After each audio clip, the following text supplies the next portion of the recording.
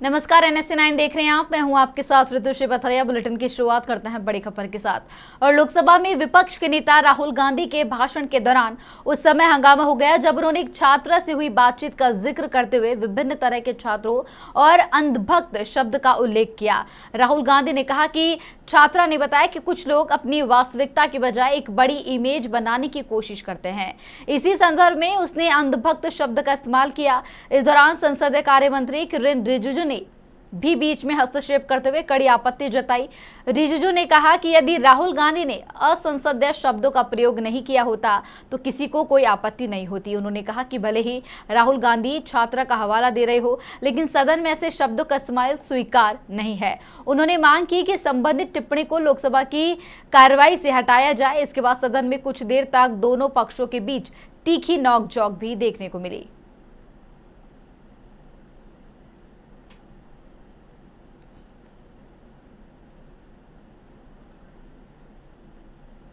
The hallmark, she said, the student, she says the student wears the truth on his or her chest proudly. It's written here. And I said, what about the other type? She says the other type requires an image. It requires an image, and as that image is not true, because the idiot is trying to pretend that he is God. I'm not talking about that. As it is not true, and the idiot is trying to pretend he's God, he has to create this massive image. Then I asked a question, sir. मैं सोचा कि यार ये, sorry sir, मैं सोचा कि ये student है और फिर ये इडियट भी है, तो मैंने उससे पूछा एक बात बताओ, ये तीसरी कैटेगरी कहां जाती है? ये तीसरी कैटेगरी कहां जाती है? उसने कहा कौन सी तीसरी कैटेगरी? मैंने कहा अंधभक्त। इसको कहां डाला जाए? She says to me, अंधभक्त is a person who is absolutely convinced that another idiot is God. So these are the three categories. अगर Rahul Gandhi ji unparliamentary vote use नहीं करते तो यहाँ से भी टोकने का कोई आवश्यकता ही नहीं है। अभी जो शब्द मैं ये मानता हूँ कि राहुल गांधी बहुत तरीके से ऐसा शब्द यूज कर रहे हैं, वो एक स्टूडेंट के नाम से ऐसा शब्द का इस्तेमाल कर रहे हैं। वो इस्तेमाल तो वही कर रहे हैं ना, राहुल गांधी जी ही कर रहे हैं। वो नाम ले रहा है स्टूडेंट का, स्टूडेंट का नाम नहीं बोल रहे हैं, लेकिन स्टूडेंट का नाम से इन्होंने जो शब्द यूज किया है वो अनपार्लियामेंट्री वर्ड है, और जो अनपार्लियामेंट्री वर्ड है उसका इस्तेमाल नहीं कर सकते हैं और उसको हटा देना चाहिए। और बार बार एक ही शब्द को एक छात्र का नाम से बार बार इस्तेमाल कर रहे हैं सर, वो नहीं होना चाहिए, वो गलत इस्तेमाल किया। आपके लिए नहीं इस्तेमाल किया। I didn't use it for you. शब्द रूल बुक है ना सर, ये रूल बुक में अनपार्लियामेंट्री एक्सप्रेशंस का किताब है, आप भी चाहिए, और आपने जो शब्द इस्तेमाल किया वो अनपार्लियामेंट्री वर्ड है। मैं नहीं कह रहा हूँ, रूल बुक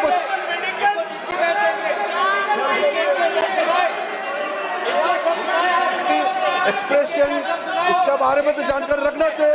इसलिए आपने बार बार, एक बार नहीं, बार बार वो शब्द का इस्तेमाल किया है, इसलिए हमारे लोग आपत्ति जताते हैं। गलती तो राहुल गांधी जी का है, क्यों अनपार्लियामेंट्री वर्ड का इस्तेमाल किया है। The hallmark, she said, the student, she said. Chhattisgarh के मुख्यमंत्री विष्णुदेव साय ने गुरु पूर्णिमा के अवसर पर प्रदेशवासियों को शुभकामनाएं दी। उन्होंने कहा कि हर वर्ष की तरह इस बार भी वह बनोरा आश्रम जाकर पूज्य प्रियदर्शी राम बाबा का आशीर्वाद लेंगे। साथ ही रायगढ़ के कौसमनारा धाम में वर्षों से तपस्या कर रहे सत्यनारायण बाबा के दर्शन भी करेंगे।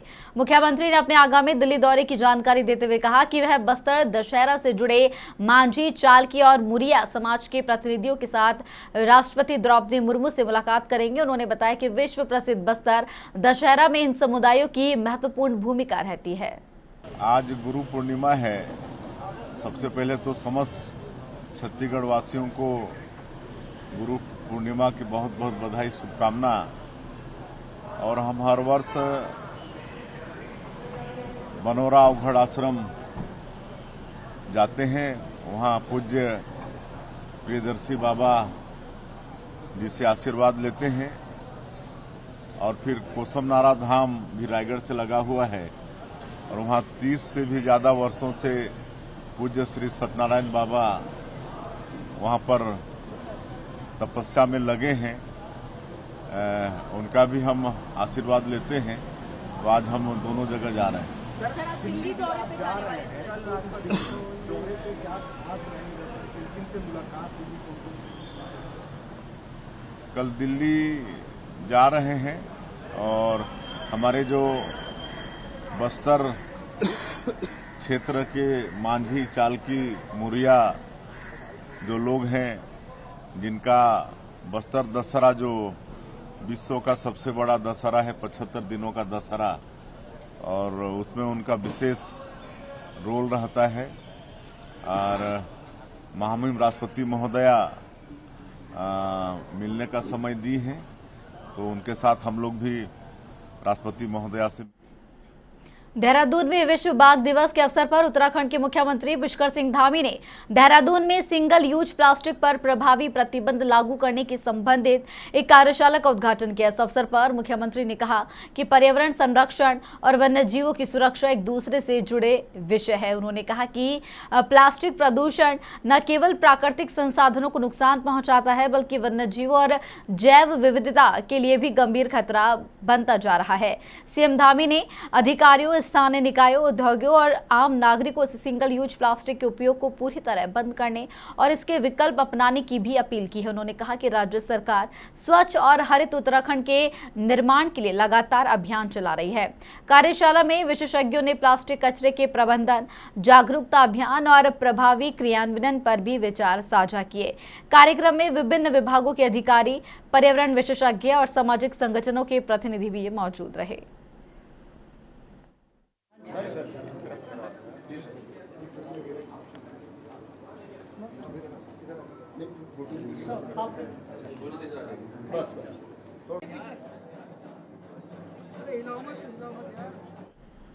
मध्य प्रदेश के भोपाल में किसानों की विरोध प्रदर्शन के बीच मुख्यमंत्री मोहन यादव ने कहा कि राज्य सरकार किसानों के हितों के लिए पूरी प्रतिबद्धता के साथ काम कर रही है।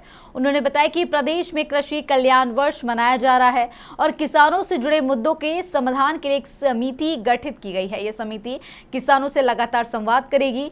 सीएम ने कहा कि मंगलवार को कृषि मंत्री किसानों से मिले थे और बुधवार को भी मंत्री व अधिकारी बातचीत जारी रखेंगे। उन्होंने कहा कि सरकार किसानों के सकारात्मक सुझावों का स्वागत करती है। साथ ही उन्होंने क्या कुछ कहा, सुनिए।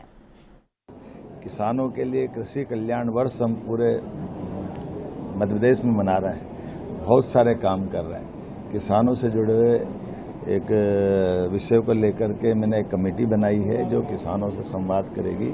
कल भी हमने माननीय मंत्री, कृषि मंत्री ऐदल सिंह कंसाना को भेजा था। आज भी हमारे ऐदल सिंह कंसाना जी, कृषि मंत्री माननीय कृष्णा गौड़ जी, माननीय विश्वास सारंग जी, माननीय राकेश सिंह जी और अधिकारियों का हमारा दल संवाद करेगा। हम निवेदन कर रहे हैं कि किसानों के साथ सरकार सदैव उनकी सकारात्मक सुझावों के साथ खड़ी है, लेकिन जनता को कष्ट न हो इसकी चिंता भी दोनों पक्ष को करना चाहिए। तो हम समस्या का समाधान संवाद से भी निकालते हैं और उम्मीद करेंगे कि हमारे बाकी सारे किसान संगठन, भारतीय किसान संघ और अन्य संगठन सब मिल करके जब हम जनता की बेहतरी की बात करते हैं तो किसानों की बेहतरी की बात तो जरूर करेंगे। इससे ही हरियाणा के मुख्यमंत्री नायब सिंह सैनी ने पंचकूला में हाल ही में भर्ती हुए ग्रुप डी कर्मचारियों के इंडक्शन प्रोग्राम में हिस्सा लिया। इस दौरान उन्होंने नवचयनित कर्मचारियों को बधाई देते हुए कहा कि उनके हाथ में मौजूद नियुक्ति पत्र उनकी कड़ी मेहनत, लगन और संघर्ष का सम्मान है। मुख्यमंत्री ने कहा कि यह केवल युवाओं की सफलता नहीं बल्कि उनके माता पिता की तपस्या और त्याग का भी परिणाम है। उन्होंने कहा कि हरियाणा के हजारों परिवारों के सपने को साकार होते देखना सरकार के लिए गर्व की बात है। सीएम ने भरोसा दिलाया कि राज्य सरकार पारदर्शी और ईमानदार भर्ती प्रक्रिया के माध्यम से योग्य युवाओं को लगातार अवसर उपलब्ध कराती रहेगी। साथियों, मैं हरियाणा के हजारों परिवारों की आंखों में साकार हुए सपने मैं देख रहा हूं। साथियों, आज आपके हाथ में जो नियुक्ति पत्र है, यह साथियों आपकी मेहनत का ये सम्मान है। साथियों, इसके पीछे आपके माता पिता की ये तपस्या का परिणाम है और ईमानदारी व्यवस्था में आपके विश्वास की ये जीत है। साथियों, हल्द्वानी में मतदाता सूची के विशेष गहन पुनरीक्षण अभियान का दूसरा चरण बुधवार से शुरू हो गया। इस चरण में बूथ लेवल अधिकारी विधानसभा क्षेत्र से करीब 47,000 मतदाताओं को नोटिस वितरित कर रहे हैं। ये नोटिस मतदाता सूची में नाम, पता, उम्र और अन्य दर्ज विसंगतियों के सत्यापन के लिए जारी किए जा रहे हैं। निर्वाचन विभाग के अनुसार अभियान का उद्देश्य मतदाता सूची को पूरी तरह शुद्ध और अद्यतन बनाना है ताकि पात्र मतदाताओं का सही विवरण दर्ज हो सके। रिटर्निंग ऑफिसर AP वाजपेयी ने बताया कि BLO घर घर जाकर नोटिस सौंपेंगे और आवश्यक दस्तावेजों के आधार पर जानकारी का सत्यापन किया जाएगा। अभिलेख प्रस्तुत करने के लिए समय सीमा इसमें निर्धारित देखिए, हम भारत निर्वाचन आयोग द्वारा जो समय सीमा निर्धारित की गई है उसी के क्रम में SIR का जो फेज 2 है उसमें हम लोग 14 जुलाई को प्रत्येक मतदाता केंद्र पर जो हमारी मतदाता सूची है उसका आलेख प्रकाशन कर चुके हैं। इसी के क्रम में लगभग 47,000 के आसपास जो SIR के दौरान एनोमलीज पाई गई हैं उन मतदाताओं को नोटिस निर्गत किए गए हैं और नोटिसों की इस समय तामीली का कार्य चल रहा है। साथ में उसकी सुनवाई के लिए एक शेड्यूल जारी किया गया है और उनको अपने अभिलेख प्रस्तुत करने के लिए समय सीमा इसमें निर्धारित की गई है और BLO के माध्यम से भी चीज़ों का सत्यापन किया जाना है। साथ ही 13 अगस्त तक की अवधि में कोई भी व्यक्ति अपने मतदाता सूची में यदि उसका नाम दर्ज नहीं है या करेक्शन कराना चाहता है या डिलीशन कराना चाहता है उसके लिए भी दावे आपत्ति प्राप्त कराने के लिए इस बीच में कार्रवाई की जा सकती है। इसके उपरांत 11 सितंबर तक की अवधि नोटिस और उनकी सुनवाई की है। तत्पश्चात 15 सितंबर को मतदाता सूची। उत्तराखंड के बागेश्वर जिले में नशा मुक्ति अभियान के तहत पुलिस ने अवैध भांग की खेती के खिलाफ बड़ी कार्रवाई की है। पुलिस अधीक्षक जितेंद्र मेहरा के निर्देशन पर SOG ANTF और थाना कपकोट पुलिस की संयुक्त टीम ने कपकोट थाना क्षेत्र के ग्राम किरौली में अभियान चलाया। इस दौरान करीब 4 नाली भूमि पर अवैध रूप से उगाई गई भांग की फसल को नष्ट कर दिया गया। पुलिस अधिकारियों ने बताया कि जिले में नशे के कारोबार और अवैध खेती पर लगातार नजर रखी जा रही है और ऐसे मामलों में सख्त कार्रवाई भी जारी रहेगी। पुलिस ने स्थानीय लोगों से अपील की है कि यदि कहीं भी अवैध भांग की खेती या नशे से जुड़ी गतिविधियों की जानकारी मिले तो तुरंत पुलिस को सूचित करें। पुलिस का कहना है कि जिले को नशा मुक्त बनाने के लिए अभियान आगे भी लगातार जारी रहेगा।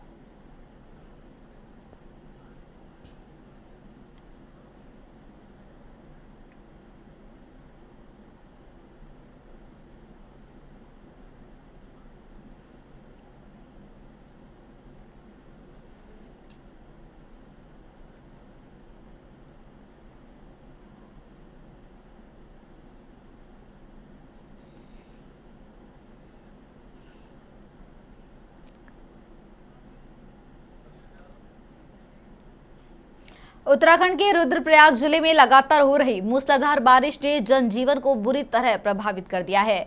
शहर के सुविधानगर क्षेत्र में भारी जल भराव के कारण एक मकान में पानी घुस गया जिससे परिवार को अपना घर छोड़कर सुरक्षित स्थान पर शरण लेनी पड़ी। लगातार बारिश के चलते पुनाड़ गदेरे पर बना पुल भी जलमग्न हो गया, जिससे स्थानीय आवाजाही प्रभावित हुई है और लोगों की चिंता भी बढ़ गई है। प्रशासन स्थिति को देखते हुए पूरे क्षेत्र में निगरानी बढ़ा दी है। राहत एवं बचाव दलों को अलर्ट मोड पर रखा गया है। संवेदनशील इलाकों पर विशेष नजर रखी जा रही है ताकि किसी भी आपात स्थिति में तुरंत सहायता पहुंचाई जा सके। जिला प्रशासन ने लोगों से नदी नालों और जलभराव वाले क्षेत्रों से दूर रहने और मौसम विभाग की चेतावनियों का पालन करने की अपील की है। लगातार बारिश के कारण लैंडस्लाइड और जलभराव का खतरा भी बना हुआ है, जिसे देखते हुए प्रशासन पूरी सतर्कता के साथ हालात पर नजर बनाए हुए हैं।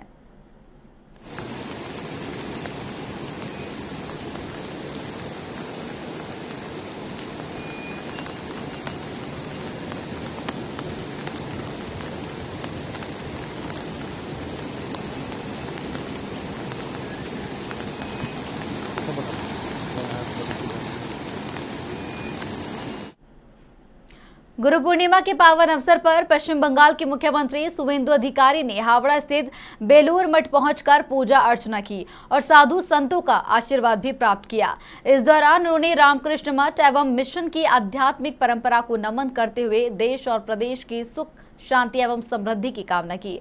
बेलूर मठ में गुरु पूर्णिमा के अवसर पर बड़ी संख्या में श्रद्धालु भी दर्शन और पूजा करने के लिए पहुंचे। शुवेंदु अधिकारी ने कहा कि भारतीय संस्कृति में गुरु का स्थान सर्वोच्च माना गया है और गुरु पूर्णिमा का पर्व ज्ञान, सेवा और आध्यात्मिक मूल्यों को आत्मसात करने का भी संदेश देता है। उन्होंने संतों से आशीर्वाद लेकर समाज में सद्भाव, सेवा और मानव कल्याण की भावना को आगे बढ़ाने का संकल्प भी दोहराया। इस अवसर पर मठ परिसर में धार्मिक अनुष्ठान, भजन कीर्तन और विशेष पूजा अर्चना का भी आयोजन किया गया, जिसमें श्रद्धालुओं ने उत्साहपूर्वक भाग लिया।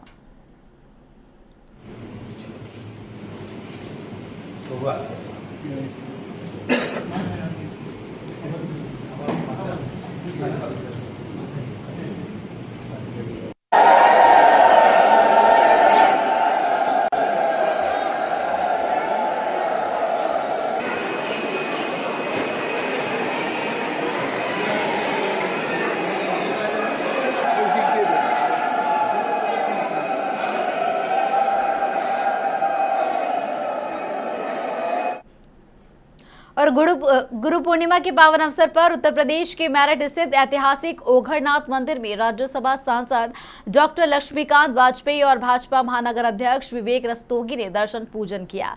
इस दौरान दोनों नेताओं ने मंदिर के पुजारियों का सम्मान कर उनका आशीर्वाद प्राप्त किया। कार्यक्रम में धार्मिक परंपराओं के अनुसार पूजा अर्चना की गई और गुरु शिष्य परंपरा के महत्व को भी रेखांकित किया गया। डॉक्टर वाजपेयी ने कहा कि भारतीय संस्कृति में गुरु का स्थान सर्वोच्च है और गुरु पूर्णिमा हमें ज्ञान, संस्कार और सेवा के मार्ग पर चलने की प्रेरणा देती है। उन्होंने सभी प्रदेशवासियों को गुरु पूर्णिमा की शुभकामनाएं देते हुए समाज में सद्भाव, आध्यात्मिक मूल्यों और संस्कृति परंपराओं को मजबूत करने का संदेश दिया। मंदिर परिसर में श्रद्धालुओं की भारी भीड़ रही और भक्तों ने विधि विधान से पूजा कर गुरुओं का आशीर्वाद भी प्राप्त किया।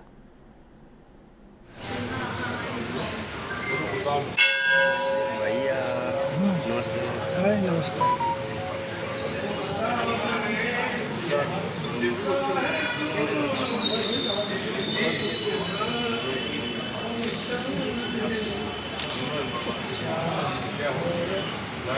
को प्रणाम। भैया पीछे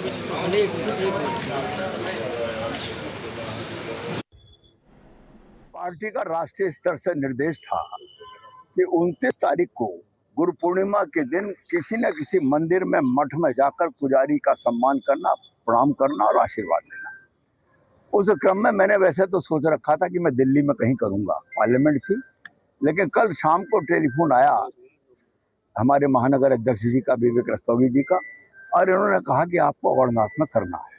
तो अध्यक्ष का निर्देश सर माथे पर, और फिर मैंने प्रोग्राम बनाया कि मैं सुबह 7:30 पहुंच जाऊंगा और यहीं से 8:30 निकलूंगा सीधे दिल्ली। 10:15 बजे मुझे पहुंचना मकर द्वार में, वहां पहुंच जाऊंगा। लेकिन गुरु पूर्णिमा उत्सव है क्या, डिटेल विवरण तो अभी आपको भेजूंगा मैं। लेकिन गुरु पूर्णिमा आज महर्षि वेदव्यास जी का जन्मदिन। आज ही के दिन भगवान महावीर के प्रथम शिष्य को गुरु की उपाधि दी गई थी। आज ही के दिन भगवान बुद्ध ने 5 शिष्यों को स्वीकार किया था। इसीलिए गुरु पूर्णिमा के रूप में सारा देश इसको मनाता है और सब अपने अपने गुरु को। और गुरु ब्रह्मा गुरु विष्णु गुरुदेव महेश्वरा गुरु साक्षात परब्रह्म तस्मै श्री गुरुवे नमः। और गुरु गोविंद दो खड़े काके लागू पाए, बड़ी गुरु आपनो जिन गोविंद दियो मिलाए, ये कबीर जी का है। तो इन सब के आधार पर आज गुरु पूर्णिमा का उत्सव है।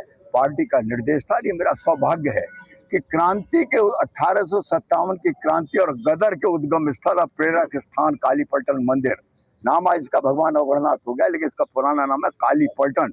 उस समय के हिंदुस्तान की सेना जो काली थी और अंग्रेजों की थी गोरी, तो उस कालीपलटन मंदिर में के पुजारियों का मुझे पूजा करने का और उनका प्रणाम करने का आशीर्वाद मिला है, सौभाग्य मिला है। और साथ ही साथ एक पंथ दो काज, भगवान अवगढ़नाथ के दर्शन, राधा कृष्ण जी के दर्शन, माँ दुर्गा के दर्शन और शहीद स्तंभ पर भी पुष्पार्चन करने का अवसर मिला, क्योंकि गुरु वो भी हैं। खबरों में फिलहाल के लिए इतना ही। मुझे दीजिए इजाजत। नमस्कार।